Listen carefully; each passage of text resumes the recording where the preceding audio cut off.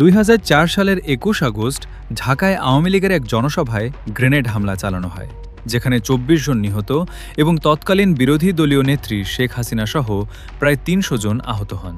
প্রতিবেদন মোহাম্মদ হিমেল। নিহতদের মধ্যে ছিলেন রাষ্ট্রপতি জিল্লুর রহমানের স্ত্রী আওয়ামী লীগ নেত্রী আইভি রহমান। হামলার পরপরই তৎকালীন বিএনপি জামায়াত সরকার তদন্তকে ভিন্ন পথে নিয়ে যাওয়ার চেষ্টা করে। সবচেয়ে নাটকীয় ঘটনা হল জজ মিয়া কাণ্ড। গ্রেনেড কী জিনিস জীবনেও দেখেননি জজ মিয়া। ম্যাজিস্ট্রেটের কাছে স্বীকারোক্তিমূলক জবানবন্দি দিতে গিয়ে নিজেই বলেছেন বোমা ও গ্রেনেডের পার্থক্য তিনি জানেন না। থানা পুলিশ বলেছে জজ মিয়া নিরপরাধ মানুষ, তার নামে থানায় কোনো মামলা নেই। এই মামলার তদন্তে নিয়োজিত সিআইডির ৩ পুলিশ কর্মকর্তা জজ মিয়ার নামে আষাঢ়ে গল্প তৈরি করেন। যেহেতু শীর্ষস্থানীয় সরকার ও নিরাপত্তা কর্মকর্তারা হামলার পরিকল্পনার সঙ্গে জড়িত ছিলেন বলে অভিযোগ, তাই তারা সঠিক তদন্তের বিপরীতে কাজ করে তদন্তটি অন্যদিকে ঘুরিয়ে নিয়েছিলেন এবং আক্রমণকারীদের বিচার থেকে মুক্তি পেতে সহায়তা করেছিলেন। ২০০৮ সালে তত্ত্বাবধায়ক সরকারের সময়ে সিআইডি এই মামলার তদন্ত শেষে অভিযোগপত্র জমা দিলে বিচার শুরু হয়। ২০০৯ সালে আওয়ামী লীগ ক্ষমতায় আসার পর এই মামলায় অধিকতর তদন্তে বিএনপির ভারপ্রাপ্ত চেয়ারম্যান তারেক রহমান সহ আরও ৩০ জনকে আসামির তালিকায় যুক্ত করা হয়। ২ বছর তদন্তের পর ২০১১ সালের ৩ জুলাই ৩০ জনকে আসামি করে সম্পূরক অভিযোগপত্র দাখিল করা হয়। পরে মোট আসামির সংখ্যা দাঁড়ায় ৫২।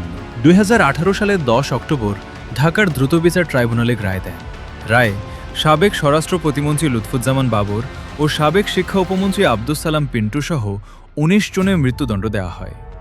বিএনপির ভারপ্রাপ্ত চেয়ারম্যান তারেক রহমান সহ ১৯ জনকে দেওয়া হয় যাবজ্জীবন কারাদণ্ড। এছাড়া ১১ জনকে বিভিন্ন মেয়াদে কারাদণ্ড ও অর্থদণ্ড দেওয়া হয়। বিচারিক আদালতের দেয়া সাজার রায় বাতিল করে ১ ডিসেম্বর রায় দেন হাইকোর্ট।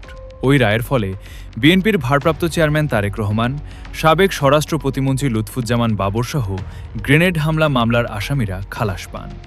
হাইকোর্টের পূর্ণাঙ্গ রায়ে বলা হয়, মামলা দুটির তদন্ত নতুন করে হওয়া উচিত এবং ন্যায় বিচার নিশ্চিতে যথাযথ ও বিশেষজ্ঞ সংস্থার মাধ্যমে মামলা দুটি তদন্তে প্রয়োজনীয় পদক্ষেপ নিতে স্বরাষ্ট্র মন্ত্রণালয়ে রায়ের অনুলিপি পাঠাতে নির্দেশ দেওয়া হয়েছে।